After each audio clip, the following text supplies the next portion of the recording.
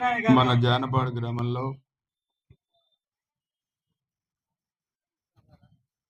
ఈ రెవెన్యూ పరమైన అంశాలు గత ప్రభుత్వం చేసిన తప్పిదాలు మన ప్రభుత్వం వచ్చిన తర్వాత ముఖ్యంగా రైతులకి ప్రాణప్రదమైన భూమి విషయంలో ఎటువంటి ఇబ్బంది లేకుండా డిస్ప్యూట్ లేకుండా రీసర్వే చేసి మనకి దాదాపు 1417 పట్టాదారు పాస్బుక్స్ మనం ఈరోజు మన గ్రామాల్లో ఇవ్వడం జరుగుతుంది.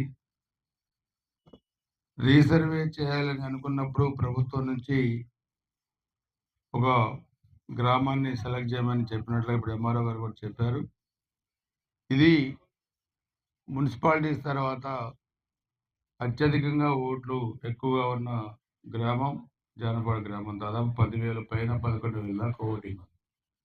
సో అందుకని ఈ గ్రామంలో ప్రధానంగా సమస్యలు పరిష్కారం చేయాలనే ఉద్దేశంతో ఈ గ్రామాన్ని కూడా మనం సెలెక్ట్ చేసుకొని సాధ్యమైనంత వరకు రెవెన్యూ పరంగా ఇబ్బందులు లేకుండా చేయాలనే ఉద్దేశంతో కూడా మనం ఇవన్నీ కూడా చేశాం.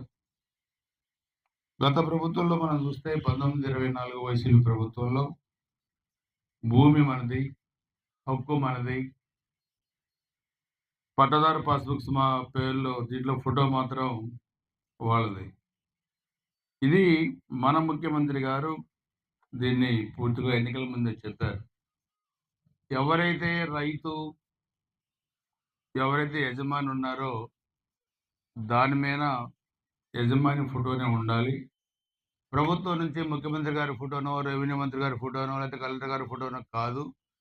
రెవెన్యూ మీకు ఇచ్చే పట్టదారు పాస్బుక్ మీద రాజముద్ర ఉండాలి.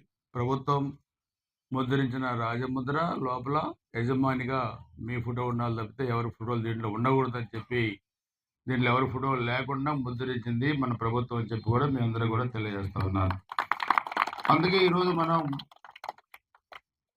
రెవెన్యూ పరంగా ఉన్న సమస్యలు ఈరోజు రాష్ట్రంలో పరిష్కారం చేయాలంటే తలకు మించిన భారంగా మనకి ఈ ప్రభుత్వానికి కూడా ఉంది. దీనికి కారణం 5 సంవత్సరాల్లో వీళ్ళ భూమి వాళ్ళకి ఆన్లైన్లో ఎక్కేయటం, వాళ్ళ భూమి ఇంకొకరికి ఎక్కేయటం, సర్వేలో బౌండరీస్ మార్చటం, ఇష్టారాజ్యంగా చేయటం, ఇవన్నీ కూడా మనకి రెవెన్యూ సమస్యలు ప్రధానంగా ఉన్నాయి.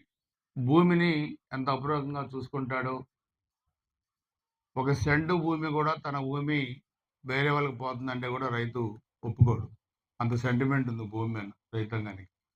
సో అందుకనే ఖచ్చితంగా చిన్న పొరపాటు కూడా లేకుండా ఈ రీసర్వే పేరున ఈరోజు రాష్ట్ర ప్రభుత్వం రాష్ట్ర వ్యాప్తంగా కూడా 175 నియోజకవర్గాల్లో ఇటువంటి కార్యక్రమం పెట్టి గౌరవ ముఖ్యమంత్రి గారి ఆదేశాల ప్రకారంగా ఈ కార్యక్రమాలను కూడా మనం చేస్తా ఉన్నాం. సో ఇది చాలా ఉపయోగకరమైన కార్యక్రమం. ఈరోజు ఉదయం కూడా మనం చూస్తే ఎంఓ గారి ఆఫీస్ దగ్గర మన మండలం మొత్తం కూడా రెవెన్యూ సమస్యల మీద ఒక సదస్సు పెట్టాము. ఈరోజు గ్రామాల్లో మనకున్న ఏమేమి సమస్యలు ఉన్నాయి, వాటిని ఎలా పరిష్కారం చేసుకోవాలి, అధికారుల చుట్టూ తిరగటం కాకుండా ఒక చిన్న పనికైనా ఎక్కువ రోజులు తిరగాల్సి రావటం, ఇవన్నీ ఉండకూడదనే ఉద్దేశం మీదే మన నియోజకవర్గంలో 4 మండలాలు కూడా రోజు ఒక మండలాన్ని మనం ఈ మీటింగ్ పెట్టి నేను, ఆర్డీఓ గారు, ఎంఆర్ఓ గారు, కన్సర్న్ విఆర్ఓలు, అదేవిధంగా ఆర్ఐలు, మిగతా డీటీలు అందరం కూడా రెవెన్యూ సిబ్బంది అందరూ కూడా పాల్గొన్నాం. దాంట్లో మనకు వచ్చిన అర్జీలన్నీ కూడా తీసుకొని 15 రోజుల్లో ఎన్ని పరిష్కారం చేయగలుగుతాం, నెల రోజుల్లో ఎన్ని పరిష్కారం చేయగలుగుతాం, ఇవన్నీ కూడా మనం చేయాలని కూడా ఆదేశాలు ఇచ్చాం. సో అందుకని మన ఉద్దేశం దీంట్లో రైతుల్ని చిన్న పనికి కూడా మన ఆఫీసుల చుట్టూ తిప్పుకోకూడదు అనేదే మన ప్రభుత్వ సంకల్పం, నా జయం అని చెప్పి కూడా మీరందరూ కూడా తెలియజేస్తున్నాను. అందుకే మనం గ్రామ పరిస్థితి మనం కూడా అక్కడ చూస్తే ఉత్తరాంధ్రలో ఒక మాజీ మంత్రి కొడుకు ఒక బీసీ గొర్రెల కాపర్ యాదవ్ కమ్యూనిటీ జరిగిన యాక్సిడెంట్లో చంపితే ఏ రాజకీయ నాయకుడైనా చనిపోయిన కుటుంబాన్ని పరామర్శించారు, కానీ చంపిన కుటుంబాన్ని ఏ రాజకీయ నాయకుడు పరామర్శించారు, ఇతనొకటే పరామర్శిస్తున్నారు ఈరోజు రాష్ట్రంలో. ఇదొక విచిత్రమైన పరిస్థితి మనం చూస్తూ ఉన్నాం. సో కొంతమంది సైకలాజికల్గా ప్రాబ్లం ఉన్న వ్యక్తులు మనం ఏం చేయలేం. బట్ మనం అభివృద్ధిలో మన కాన్సంట్రేషన్‌ని తప్పియడానికి ఇయన్నీ కూడా చూస్తుంటారు. అందుకనే మన ముఖ్యమంత్రి గారు గాని, ఉప ముఖ్యమంత్రి గారు గాని, మన లోకేష్ బాబు గారు గాని, మన పార్టీ యంత్రాంగం, అధికారులు ఎవరు ఎన్ని అడ్డంకులు పెట్టినా ఇది ఆంధ్రప్రదేశ్ రాష్ట్రం ఈ భారతదేశంలో నంబర్ 1గా ఉండాలనేది మన ప్రభుత్వ ధ్యేయం, మనందరి ధ్యేయం కూడా. సో అందుకనే ఈరోజు గ్రామ సీమలనేది పట్టుకొమ్మలు దేశానికి, మన రాష్ట్రానికి. ఈ గ్రామ సీమలు అభివృద్ధి చెందితేనే హెల్త్ పరంగా బాగుండాలి. మరి అన్ని రంగాల్లో కూడా మన వ్యవసాయం ఆధార పరిశ్రమలు మనకున్నాయి కాబట్టి ఆ వ్యవసాయం బాగుండాలా, హార్టికల్చర్ బాగుండాలి, ఎడ్యుకేషన్ బాగుండాలి, టూరిజం బాగుండాలి. ఆ టూరిజం కూడా ఇప్పుడు మనం చూస్తే మన పక్కన ఉన్న గుత్తికొండ ఉంది, దైద టెంపుల్ ఉంది, మోజంపాడు ఉంది. ఈ 3 టెంపుల్‌ని బ్రహ్మాండంగా కూడా 28 పుష్కరాల కల్లా వీటిని కూడా బ్రహ్మాండంగా అభివృద్ధి చేస్తా ఉన్నాం. సో అవన్నీ కూడా మనం టూరిజంను కూడా అభివృద్ధి చేసుకోవడం ద్వారా మనకి ఉపాధి అవకాశాలు కూడా ఎక్కువగా దొరుకుతాయి. అదేవిధంగా మన పరిశ్రమలు వస్తే చదువుకునే పిల్లలకు కూడా ఉద్యోగాలు దొరుకుతాయి.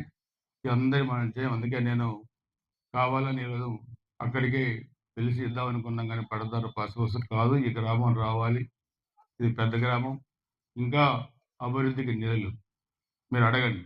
ఈ గ్రామానికి మీకు ఎన్ని కోట్లు కావాలో అడగండి. ఈ గ్రామం పూర్తి అభివృద్ధి చెందడానికి ఎన్ని కోట్లైనా ఇవ్వడానికి నేను సిద్ధంగా ఉన్నానని చెప్పి కూడా మీకు తెలియజేస్తా ఉన్నాను. కమ్యూనిటీ హాల్స్ కావచ్చు, సిమెంట్ రోడ్లు కావచ్చు, మరి పొలాలకు వెళ్ళే రోడ్లు కావచ్చు, ఇవన్నీ కూడా మనకి నిధులు ముఖ్యమంత్రి గారు అడిగిన వెంటనే నిధులు కూడా మనకి మంజూరు చేస్తూ ఉన్నారు. సో ఇవన్నీ కూడా మీరు ఉపయోగించుకోండి.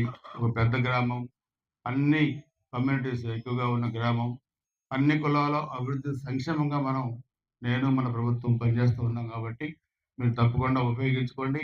వ్యక్తిగతంగా సమస్య ఉంటే తప్పకుండా నన్ను కలిసి చెప్పి మీరు ఆ సమస్యకు పరిష్కారం మీరు తీసుకోండి, పని చేయించుకోండి.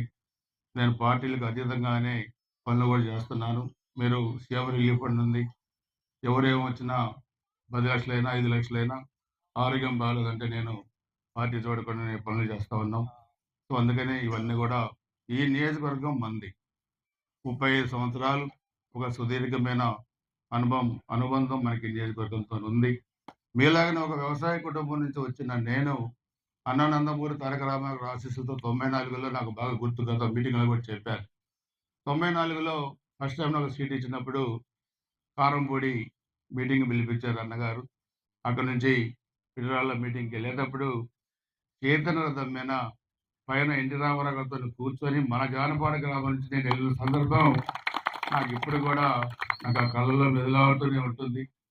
సో చిన్న వయసులోనే మరి ఎమ్మెల్యేగా గెలిపించిన మీకు, ఈ నియోజకవర్గ ప్రజలకి, మరి 7 సార్లు సీట్ ఇచ్చిన తెలుగుదేశం పార్టీ నాయకత్వానికి, ఆనాడు ఎన్టీ రామారావు గారికి 94లో ఇచ్చిన ఎన్టీ రామారావు గారికి, తర్వాత 6 సార్లు సీట్ ఇచ్చిన చంద్రబాబు నాయుడు గారికి, మరి అన్నా అని పిలిచి వెన్ను తట్టి ప్రోత్సహిస్తున్న లోకేష్ బాబు గారికి, నేను నా కుటుంబం మీ అందరం ఇప్పుడు రుణపడి ఉంటామని చెప్పి కూడా అందరూ కూడా తెలియజేసుకుంటాం.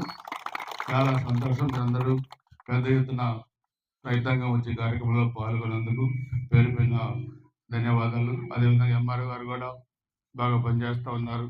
ఆయన కూడా ఎప్పటికప్పుడు సమస్యలు పరిష్కారం చేసే దాంట్లో వాళ్ళు, మన నాయకత్వం, అన్ని కులాల్లో ఉన్న మన నాయకులు అందరూ కూడా సమిష్టిగా ఈ బాధ్యతని భుజాలపై వేసుకొని ముందుకెళ్తున్నారు. ఇంకా ఎలా అని చెప్పి కూడా కోరుకుంటూ అందరి దగ్గర సెలవు తీసుకుంటున్నాను. జై హింద్.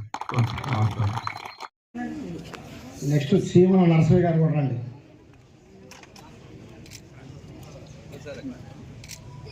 పూర్ణచంద్రరావు గారు రావాల్సిన చింతపల్లి రామయ్య గారు, చూడు చింతపల్లి రామయ్య గారు, చింతపల్లి రామయ్య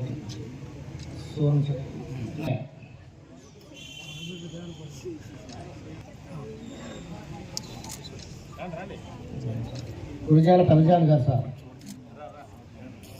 పెదజాన్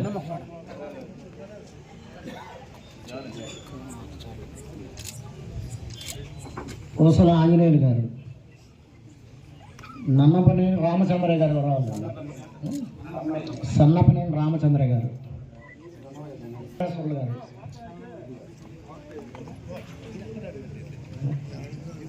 పిల్లలగడ్డ వెంకటేశ్వర గారు, మల్లెల లక్ష్మీనారాయణ గారు, రాగిడి బాబు గారు ఉన్నారండి, అల్లపోగు దానియేలు గారు,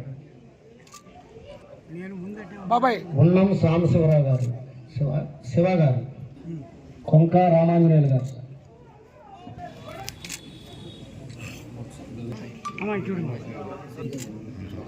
బిళ్ళ సైదా, సూరబత్తుని పేరమ్మ గారు,